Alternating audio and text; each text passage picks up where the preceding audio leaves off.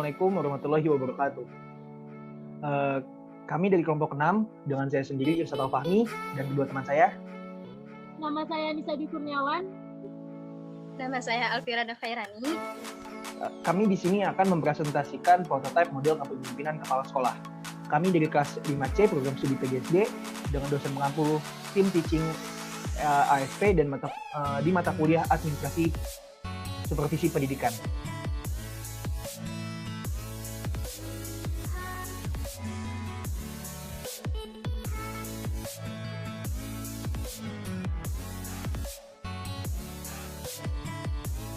Bagian ini akan dijelaskan oleh teman saya bernama Nisa Dwi Kurniawan. Kepadanya dipersilakan.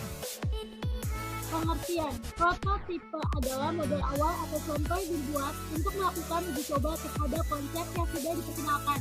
Prototipe biasanya dibuat untuk melakukan beberapa uji coba, seperti untuk mengetahui apakah konsep yang sudah dipaparkan bisa diimplementasikan atau hanya untuk menguji sebuah konsep. Kepemimpinan adalah sifat atau karakter atau cara seseorang dalam upaya membina dan mempengaruhi seseorang atau kelompok orang agar mau bekerja sama, berkomitmen dan setia untuk melaksanakan semua kegiatan sesuai dengan tugas dan tanggung jawab untuk mencapai tujuan organisasi. Kepemimpinan, kepala sekolah yang baik harus dapat mengupayakan peningkatan kinerja guru melalui program pembinaan kemampuan tenaga kependidikan. Seorang pemimpin untuk dapat memulai pemimpin dengan baik adalah dengan memiliki sifat kasih sayang atau mencintai terhadap apa yang dipimpinnya. Selanjutnya akan dibacakan oleh Alfi.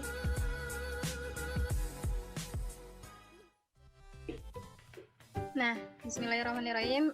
Selanjutnya ada indikator kepemimpinan kepala sekolah. Itu dibagi menjadi 4. Yang pertama, menekankan kepada guru dan seluruh warga sekolah untuk memenuhi norma-norma pembelajaran dengan disiplin yang tinggi. Yang kedua, membimbing dan mengarahkan guru dalam memecahkan masalah-masalah kerjanya dan bersedia memberikan bantuan secara proporsional dan profesional. Yang ketiga, menunjukkan sikap dan perilaku teladan yang dapat menjadi panutan atau model bagi guru, peserta didik, dan seluruh warga sekolah. Yang keempat, membangun kelompok kerja aktif, kreatif, dan produktif. Selanjutnya, ada kegiatan pokok kepala sekolah. Yang pertama itu tidak hanya sebagai edukator dan administrator, melainkan harus berperan sebagai manajer dan supervisor yang mampu menerapkan manajemen yang bermutu. Yang kedua, kepala sekolah harus berada di garda terdepan dan dapat diukur keberhasilannya. Pada prinsipnya, manajemen sekolah itu sama dengan manajemen perusahaan. Yang ketiga, kepala sekolah dimulai menggarap bidang sasaran yang mungkin sebelumnya sudah dikaji secara bersama-sama. Yang keempat, dalam tahap pengkoordinasian yang harus dilakukan adalah menjadwalkan waktu pekerjaannya agar masing-masing bagian dapat mulai dan selesai pada waktunya. Selanjutnya dijelaskan oleh Irsyad Al-Fahmi. Selanjutnya ada model-model kepemimpinan.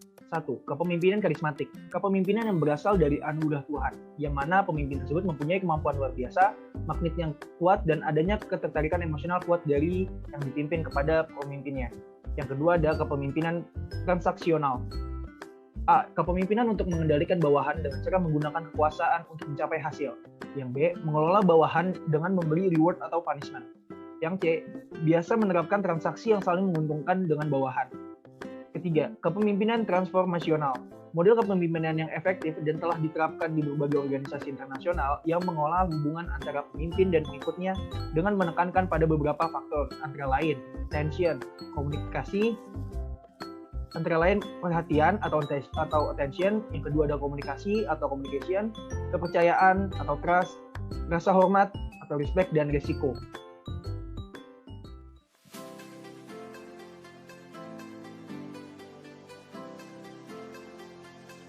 Selanjutnya akan dijelaskan oleh rekan saya, Anissa.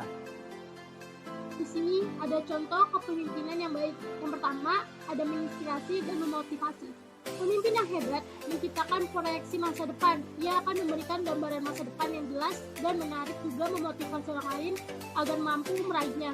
Yang kedua, memiliki integritas dan kejujuran tinggi. Pengertian kepemimpinan juga mencakup integritas dan kejujuran yang tinggi. Melakukan apa yang pernah dikatakan dan mereka akan melakukan hal yang sama. Dalam beberapa kasus, bawahan atau tim akan menanyakan beberapa pertanyaan krusial. Yang ketiga, pelajari dan selesaikan masalahnya. Seorang pemimpin direkrut, dilatih, dan dipilih untuk menyelesaikan masalah dan mencari peluang pasar.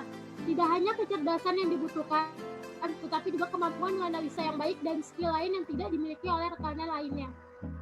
Selanjutnya,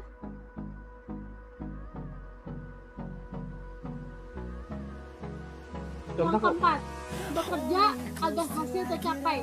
Seorang pemimpin yang memiliki kepemimpinan di dalam sekolah, yaitu memiliki ketekunan waktu dan dorongan yang tinggi agar implementasi tercapai sesuai waktu yang diinginkan.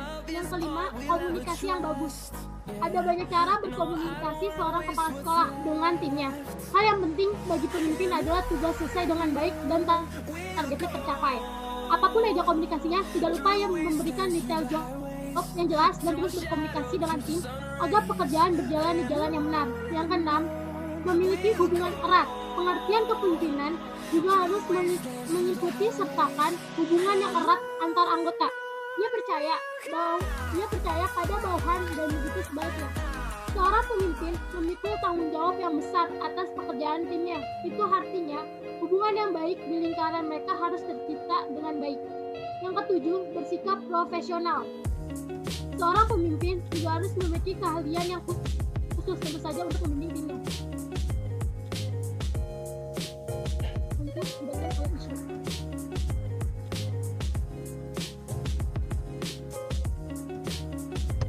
Kepemimpinan yang baik menjadi kepala sekolah. Pemimpin yang baik adalah yang memiliki sifat-sifat yang lebih dari yang dipimpinnya.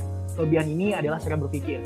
Dalam kerohanian dan dalam kejasmaniannya, seorang pemimpin mempunyai keluruhan budi pekerti, ketinggian moralitas, dan kesederhanaan watak. Terdapat 3 tipe kepemimpinan. Yang pertama, kepemimpinan yang berorientasi pada tugas. Dapat dilihat dari kualitas keinginannya menyelesaikan suatu tugas. Selanjutnya ada kepemimpinan yang berorientasi pada hubungan kerja. Dapat dilihat dari kualitas hubungan kerja dengan orang lain. Baik hubungan vertikal maupun horizontal, yaitu hubungan dengan bawahannya, atasannya, serta hubungan dengan sejawatnya. Dan kepemimpinan berorientasi pada keefektifan dapat dilihat dari kemampuannya untuk memperoleh produktivitas yang tinggi.